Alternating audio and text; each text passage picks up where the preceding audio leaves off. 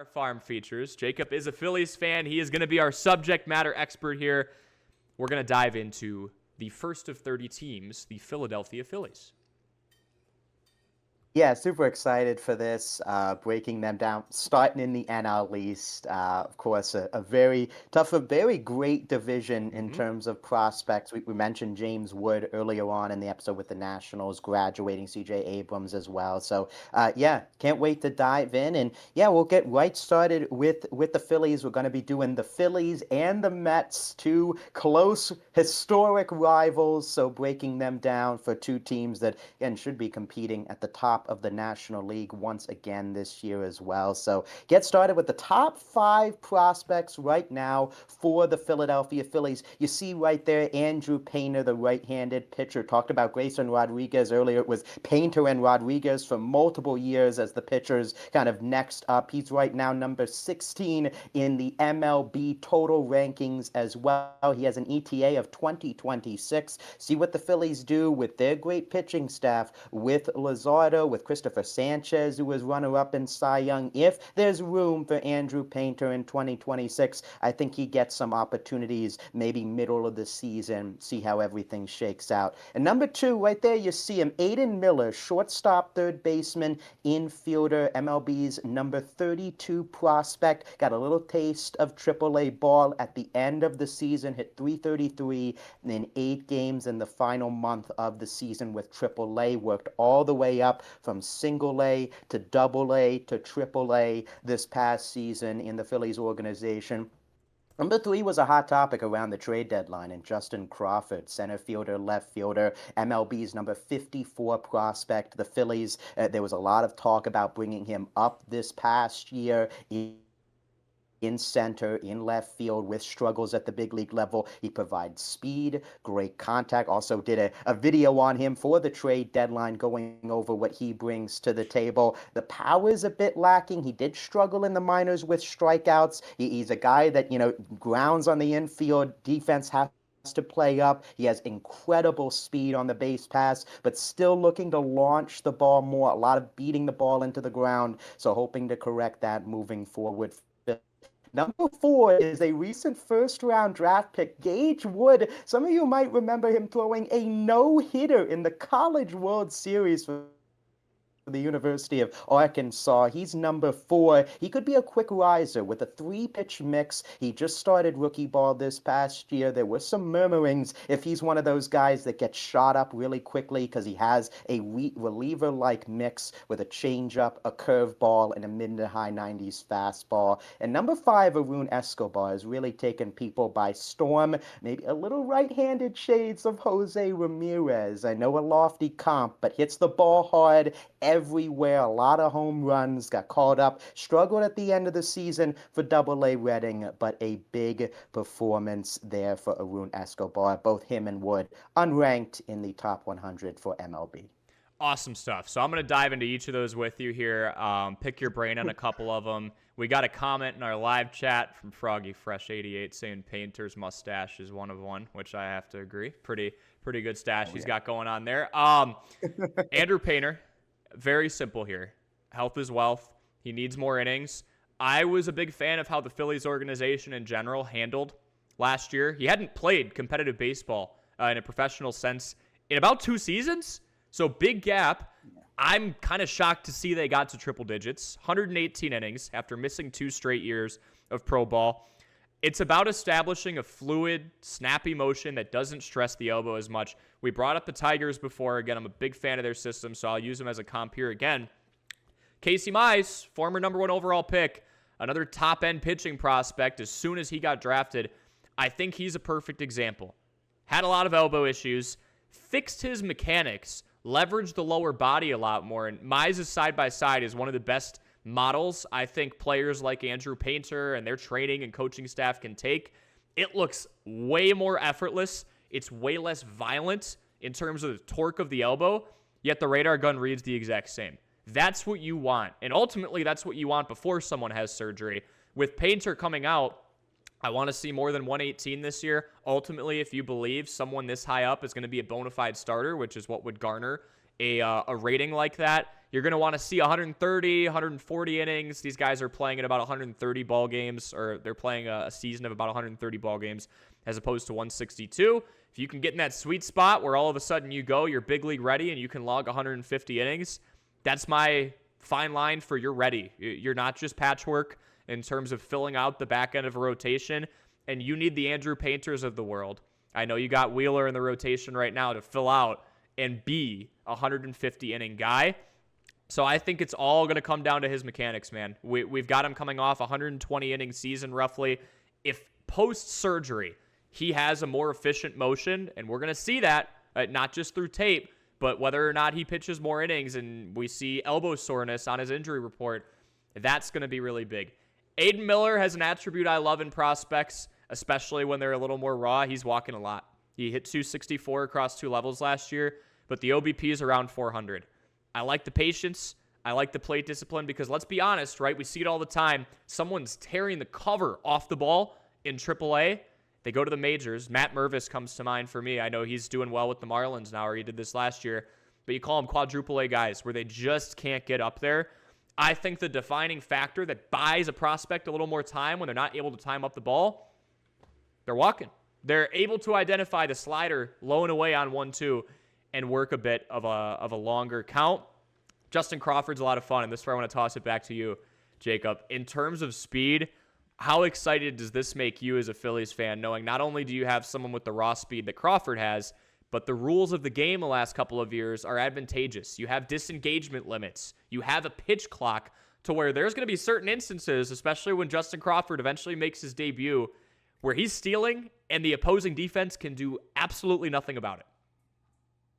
Yeah, I think it's going to be great to see, and I think that for Phillies fans, it's a reminder of Shane Victorino and Jimmy Rollins. I think is what the kind of speed that he's going to bring. Of course, Trey Turner was signed to kind of be that, and he has been in spurts, but he has had some lower body injuries, and the team has been a bit cautious with him on the base pass. So you saw it a little bit this past year in his highest kind of most productive season with the Phillies. But yeah, really looking forward to it. He can be a game changer that way, and also using his speed on defense. A lot of rave reviews with the ground that he covers. He's been in between center and left field, so it'll be interesting to see where he sticks in the big league. Played, left field all the way kind of up through the lower levels, up to AA, even up to AAA to start. But then they started putting him in the center field and getting him reps out there as kind of the main patroller. So, yeah, again, like I said, it's going to be the bat with him. It's going to be, can he consistently get on base, like you just said, at the big league level, singles, doubles, hitting the ball in the air more, because, he can hit it the ground. But MLB defenses might not allow him to get from home to first on a weak chopper to shortstop. And you're seeing that with guys like Chandler Simpson, right? Where it's the hit tool. It's not the power. It's in minor league baseball. They're sending soft dribblers to second base, and it's not even close. They run it out. That's the difference between AAA and ultimately Major League Baseball. I love that you brought up his prowess in the outfield. They've been trying him out at center field. Because another way to buy yourself time when you get that first call up, and let's say you're hitting 180 through 7 games, is having a really good glove. And if he can cover a lot of room and use that speed and have it be advantageous for him in defense, there are guys out there whose bread and butter are their Gold Glove. And if they had the offensive output and they were an average defender, they probably don't have a job right now. So the fact that Justin Crawford is multifaceted like that is great. Gage Wood, man, recognize that last name. And then you talk about the fact that not only does he have ties to Cory Wood, but he just cut his teeth in pro baseball last year. And I don't want to overreact to a small sample size, but dating back to the 19 strikeout no-hitter in the postseason in collegiate baseball, I'm going to say he picked up right where he left off. 5 of his 6 recorded outs are via the K. The strikeout stuff is there. There are not many guys you see, even top-end ones, and he's very green, that have a 70-grade fastball. You saw it. This guy is electric. And when I think of the impact on a big league ball club, which is what we're tying some of this to, and I'll do the same with the Mets in a moment, this guy's electric. Like the off the stat sheet stuff. Did you see how animated he was after every single one of those strikeouts in college ball? look, Oh yeah. we love baseball, right? But it's a 162 game season in the dog days of August when you're in a wild card fight, or for the Phillies, hopefully they're atop the NL East trying to stave teams off, and you've played 12 games in 12 days. Sometimes guys get a little mundane. Their head dips a little lower after a strikeout or a rough inning.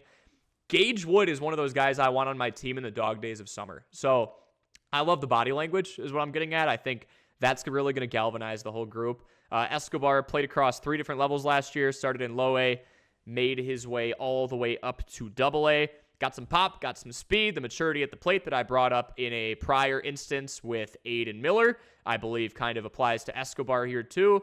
Stocky for a 5'10 guy, but pretty athletic for somebody with that frame too.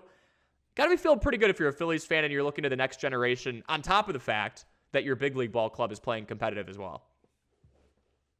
Yeah. Again, going back to Gage Wood, just to add on about that, the post-game interview, he had the 19 strikeouts. It's, oh yeah, but I hit a guy. You know, Yeah. that mentality where it's like he has this incredible performance, but it's nitpicking that one play. I mean, yeah, that mentality is just huge. And yeah, Escobar, it's the hard hit rate that I love with him so much. Where he puts the bat on the ball, that ball is going hard somewhere. Whether it's a homer, whether it's a line drive to left field. Again, I think the strikeouts need some work. The plate discipline, still kind of filling out that frame in the minor leagues at that second base. Maybe he's a third base. He's kind of like, you look at this list, you look at what the Phillies are looking for. He might be a player that interests other teams to be like, yeah, I'll buy in that exit velocity if there's a trade on the table. You see some people in the comments already putting, of course, Ketel Marte is a big name, and some other, with the winter meetings, and Phillies are a team that are rumored with a bunch of these guys. So some of these players here in this top 5, I don't know about, again, Miller, Painter, and Crawford. Those are kind of the 3 at the top, and the Phillies have been really reluctant to move off of any of those guys. But Escobar, Wood, mention another name here in just a second, but these guys are going to be teams are going to be looking for if the Phillies are looking to buy. It helps to have that depth, right? Like you've got your top end names, but we talked about what the Padres did, which I don't think a lot of teams are doing right now. If you want to save your blue chips, but you're 4 and you're 5 and you're 6 and you're underrated guys, which we're going to go to next here with you in a moment. If those guys have quality, if they have the sexy stats like the exit velocity, like the hard hit rate, like the quick 0 to 90 speed, that's going to be advantageous for you too. All right, I love this part of our segment because these are the household names, but here's someone you're buying in on right now. You're attaching to them and saying, I think this guy could be a little bit better than a lot of people are giving him credit for. Yeah, I think to add into it, underrated player to watch in the Phillies organization.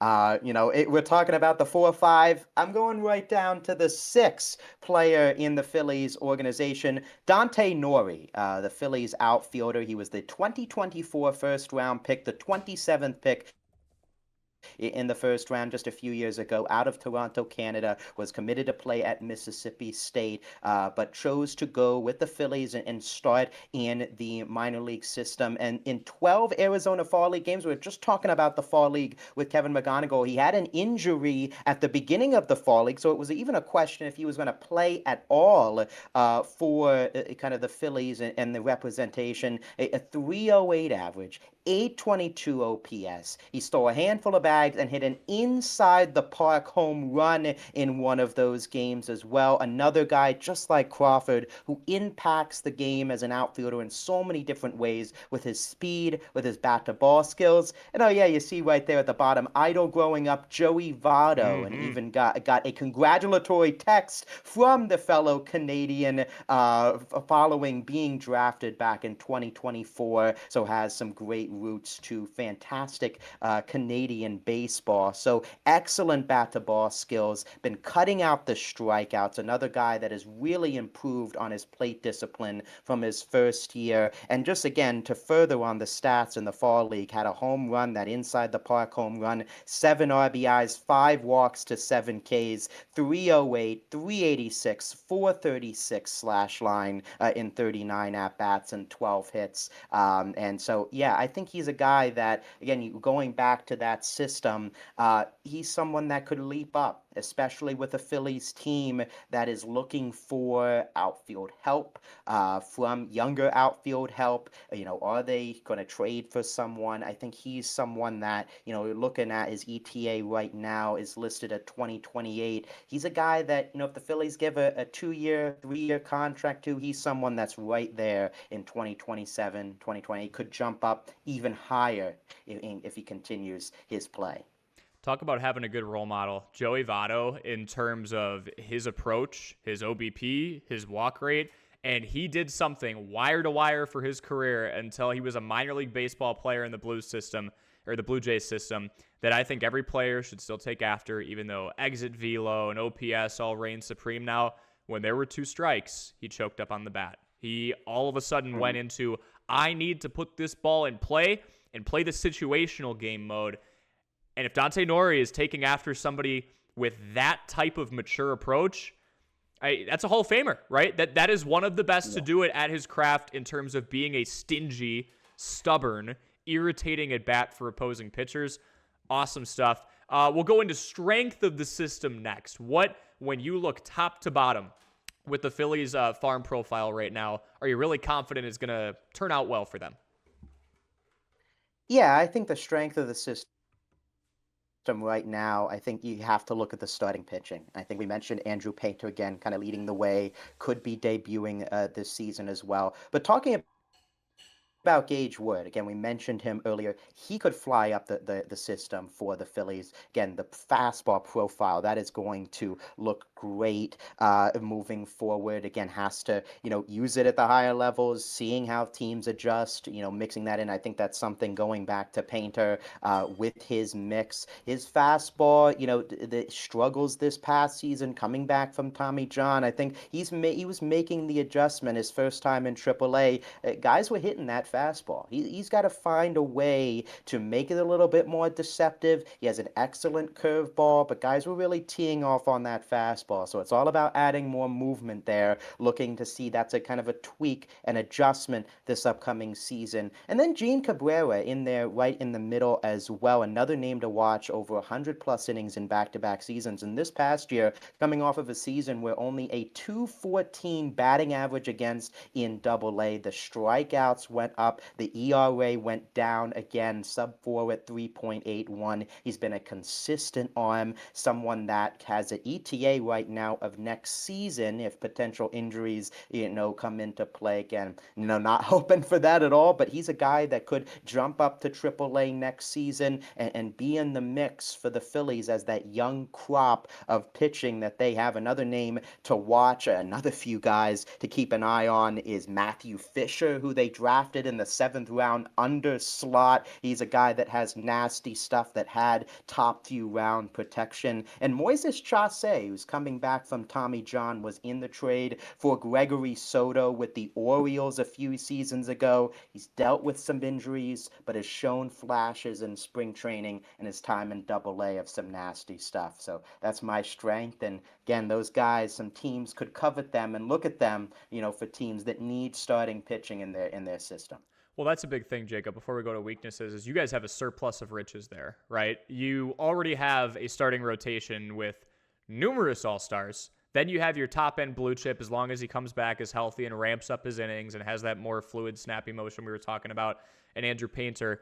So now you have a couple of alternatives, right? What you just alluded to. Hey, we dip into the trade market. We have so many starting pitching talents. We don't know what to do with them, so we're going to get value back for them, and we have the depth to back it up. The other option is, hey, you need a mid-reliever. Hey, you need a closer. That's where these guys that maybe you alluded to it with a couple of names really believe in the fastball. It's electric stuff. But maybe the secondary pitch isn't there, the tertiary pitch isn't there, or the fastball itself doesn't have enough movement to really fool guys the second or third time through the order. there's your closer. There's your setup man, where in 10 to 25 pitch splotches, it's hell to go up against him. But all of a sudden, the second, the third time through the order, you pick up on it. Hey, I know it's 101, but it's flat. That's where it's a win-win. The Phillies, the ball is in their court. They can decide, hey, we want to get some value for this guy, and it's on our terms because he's our prospect and we know all about him. Or it's, look, I think you're going to be a great starter one day, but for 2026 or 2027 or 2028, whenever the ETA for these guys is, I think you're going to be our seventh inning guy. I think you're going to be our setup guy in the eighth. I think you could be our closer to look really far in the future. So awesome stuff. There's always points of improvement no matter how good your farm is. Where do the Phillies need or have a little work to do? Yeah, I think right now, just kind of looking at the weaknesses, one that I highlighted right off the bat is corner infield.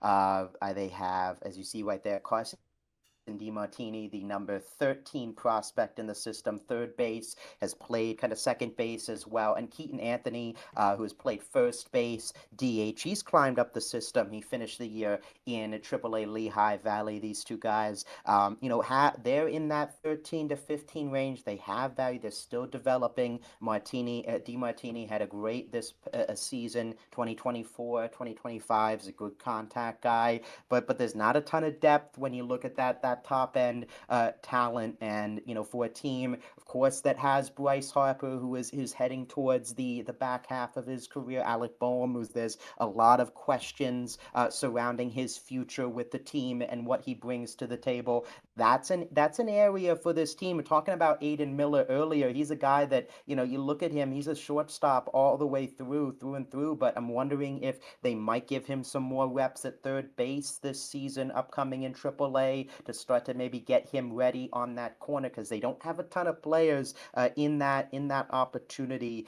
So Miller could get that opportunity at third base. Another area kind of under the radar is catcher, and the trade deadline really showed that with Eduardo Tayit, one of the best catching prospects in baseball, and was ranked top 100 out the door for Johan Duran at the trade deadline. So I mean, that's an area where, again, you look at the Phillies, look at with JT Realmuto, a free agent, they have guys kind of lower on the prospect pool. That's an area that they could look to target in the draft upcoming. So yeah, corner infield and catcher, that's I think where the team could look to develop more and maybe get some guys in the international pool, Rule 5 as well, to kind of add to that. Great foresight on the catching position, because a lot of people look at the Phillies and they go, they got a top 5 guy. What's the issue? This is where you dive in and start looking at Spotrac and looking at contracts and saying, yeah, we're good now.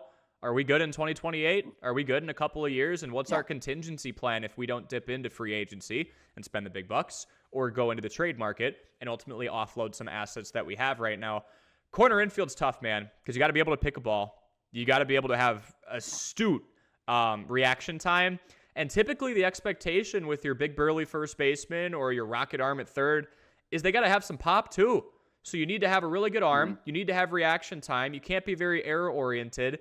And usually the expectation, if you want to hang around in this league and be a starting quarter infielder, you got to have 20, 25 home runs. You got to be able to rip a ball down the line. And that is where, if you're starting to rely on prospects for that, you hope it's well-rounded guys. You hope one attribute shines through. We go to the Cubs and look at someone like a Matt Shaw, who looked great in AAA. The glove translated, and that kept him his starting spot throughout the majority of last season into the playoffs, even though he was hitting around the Mendoza line. So a lot of expectations come with those corner infielders and catchers. Remarkable work. There is your first ever farm feature on Minor League Weekly. The Phillies